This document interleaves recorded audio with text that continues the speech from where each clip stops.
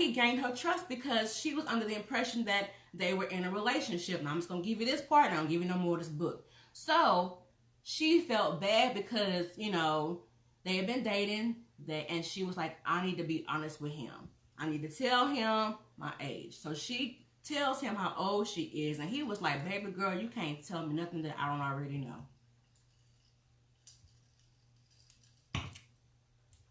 That's all I'm going to give you. So listen. Listen.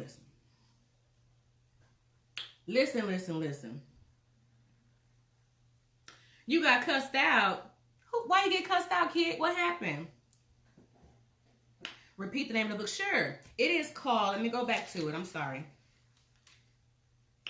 A Past You Can't Escape.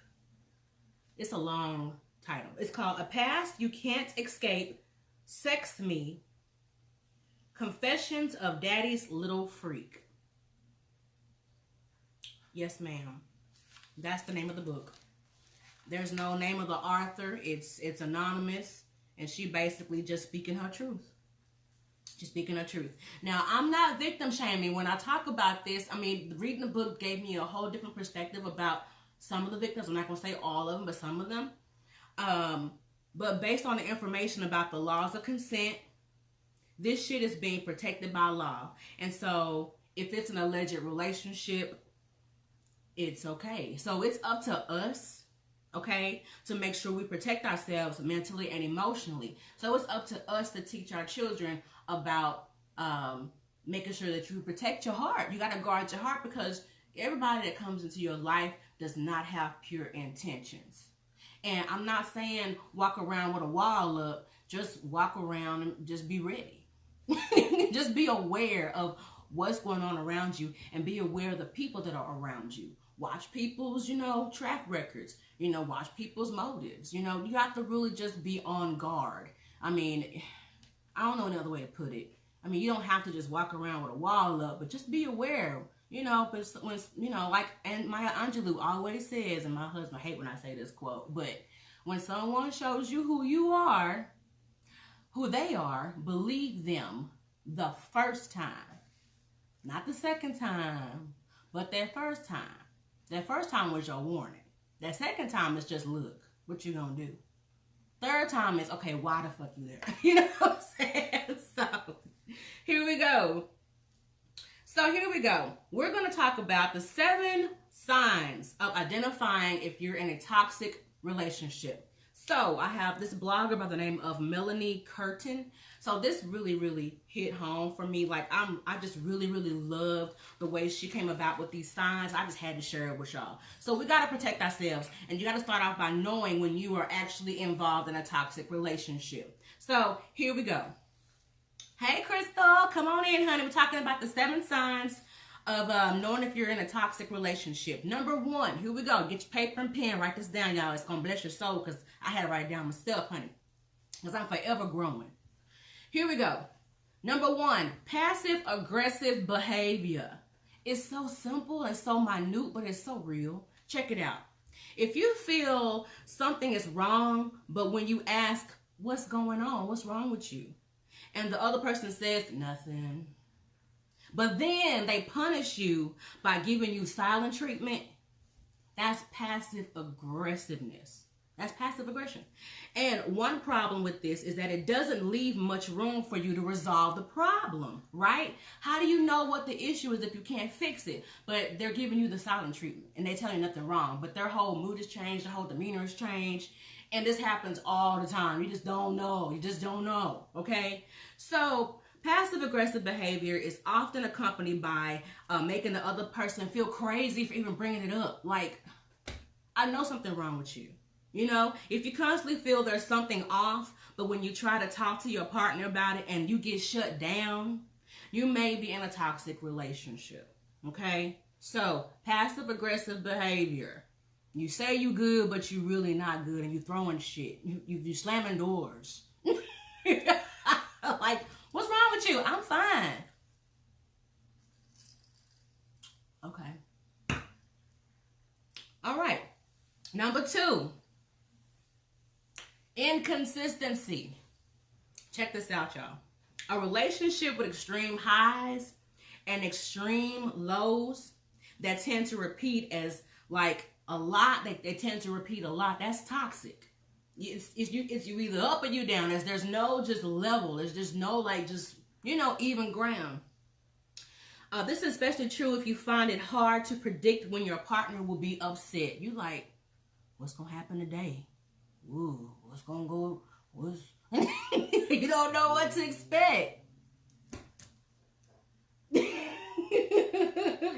Okay, I've done it before. Okay. Uncertainty has been demonstrated over and over, and to be very hard on not just the human beings, but also animals. Animals don't like that shit either. And oh my God, if an animal can't deal with your highs and your lows, why would a human be able to? Okay.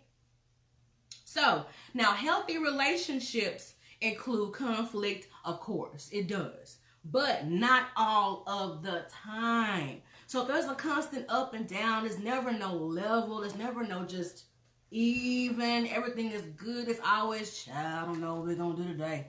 I'm gonna go home and see what kind of mood she in today. Or I'm gonna go home and see what kind of mood he in. Child, no, let me, yeah, you might wanna, handle that.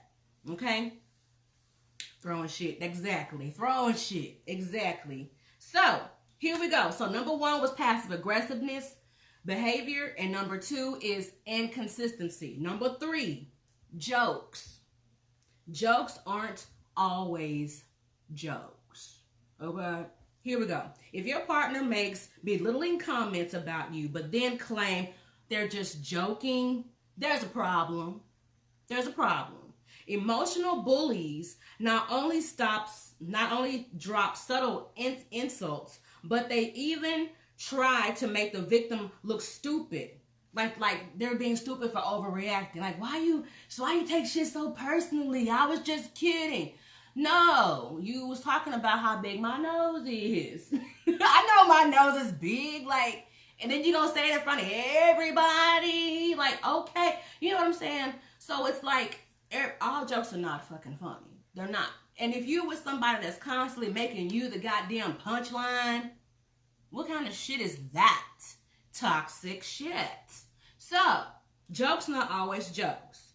The way you can tell a good joke will make you feel included.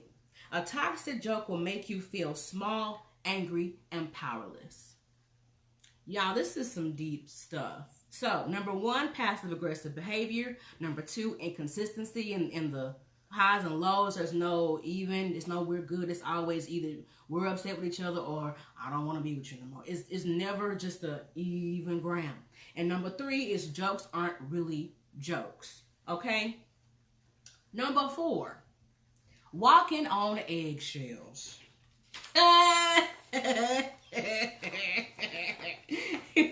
My peripheral vision is a motherfucker, okay? I was like, you walking on eggshells sometimes? I'm a woman. I'm a woman.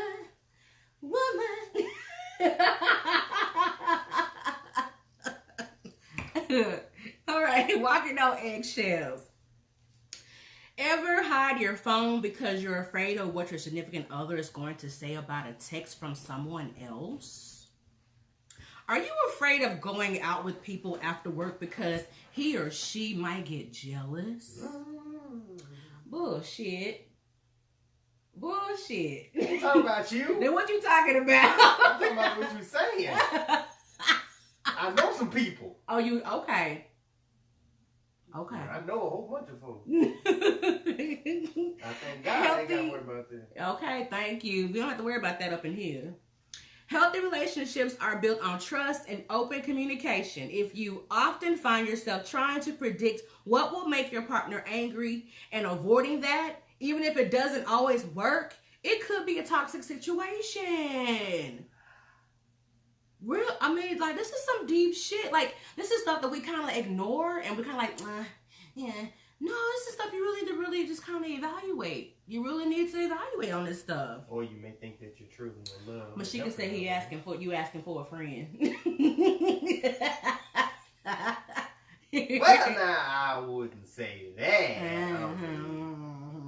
I mean, I'm just saying. Are you just saying, or are you just saying? I'm just saying. Okay, so healthy relationships are built on trust and open communication.